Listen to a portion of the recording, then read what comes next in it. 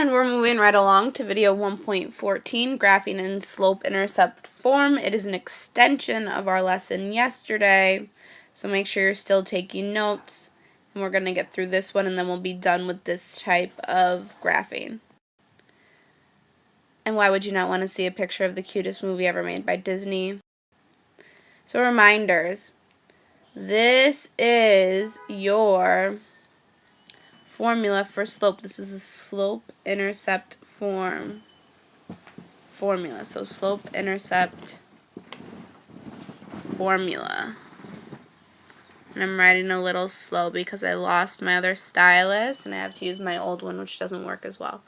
But remember that M is our slope and B is our y-intercept.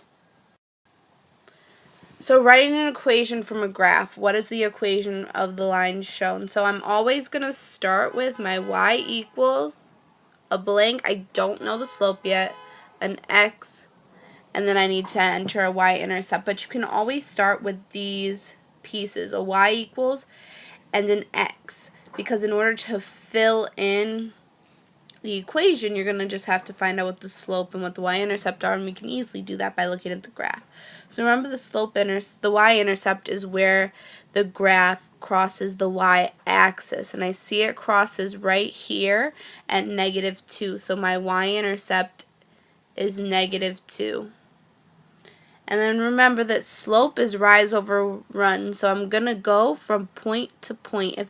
You see that there's already two little points on this graph, but if you don't have those, you can go from any intersection of grid lines to the next one. So wherever you see the graph cross grid lines, you can go from that point to the next one to find the slope. So I'm going to use this point to this point. I'm going to go up 2 and then over 1 to get from point to point, so I know that my slope is 2 over 1 or just 2, and it's a positive slope positive 2. So my equation for this line is y equals 2x minus 2. Y-intercept -2, slope positive 2. So your second example is how do we actually graph from the equation. And I know we could go through the whole process of making an XY table and substituting in points, but we don't have to do all of that. We can just look at this equation that we have here and graph from it, and that's because we have a y-intercept and we have a slope, and that's all you need to graph a line.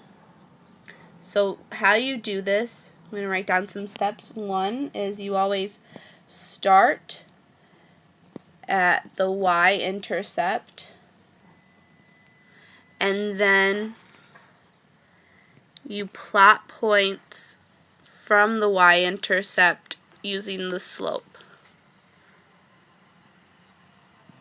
And I'm sorry, it's taking me a little while to get it down. Using the slope. Okay, so let's do that. Let's start by plotting a point at our y-intercept, and our y-intercept, if you look up at our formula, is -1. So I'm going to put 1 point and -1. And then you see my slope is a slope of +2, or that's 2 over 1. So I'm going to go up 2 over 1 and plot a point, and then I can keep going from there, and I can keep using the slope. So I'm going to go up 2 over 1, put another point, up 2 over 1, put another point, and I can also keep going in the reverse direction as well. Go down 2 over 1, down 2 over 1, and I see that all these points can be connected to make one straight line. That's the final step for all of them, is to connect the points with one straight line and just label your line with its equation. So this is the line of y equals 2x minus 1. So sometimes you'll have to model a function from a word problem, and you won't just be given a straight equation like y equals mx plus b. So this problem says that water pressure can be measured in atmospheres. I believe that's how you say it. Or ATM. A diver starts at the surface with 1 ATM, and the pressure increases by 0.1 ATM per minute. Write an equation and draw a graph that models the pressure y at the depth of x meters. So the first thing I'm going to do is underline some important information. So the first thing we need to know is what we're doing. So we need to write an equation and draw a graph that models the pressure y at a depth of x meters. So I'm going to start with my equation of y equals something x plus something. Or actually, I should not put the plus sign in there because I don't know if it's going to be positive or negative. So you can take that out. Now, my rate that I'm going at is 0.1 ATMs per minute. And I'm starting from the surface at 1 ATM. So right now I see that we have our y, which is the pressure, is equal to how many meters you are down in the ocean, plus 1 ATM, because that's the pressure that you start at. So since that's the pressure that we start at, we're starting at 1 ATM, that's going to be my y-intercept. So I'm going to add 1. And then it's going up, increases right here, increases by 0.1 ATM per minute. So my slope is going to be 0.1. We pulled that information all out of the equation. If it doesn't really make sense, please ask questions about it when you come to class tomorrow. So again, we're not going to go into negative pressure, so we're just going to start with a graph like this with our x and y. And I'm going up very little increments. I'm going to graph this up to maybe 2. We'll just graph this to 2. And here will be 1, and this will be 0. And then here we're going 1, 2, 3, 4, 5. It does not have to be even. And then this is our ATM per minute, and this is our ATM. Remember, it says right here on our problem what x and y is, the pressure and the depth.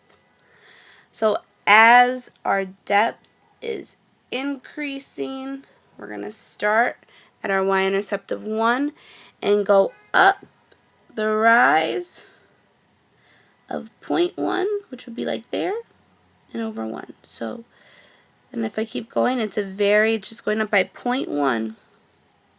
Each time it's a very, very gradual slope like this, and I did not draw my line very precisely, so please do better in your notes. And your hot question, just tell me, what is the equation of this graph in slope-intercept form? Enter that on your hot question form, come in tomorrow, and we'll talk about it.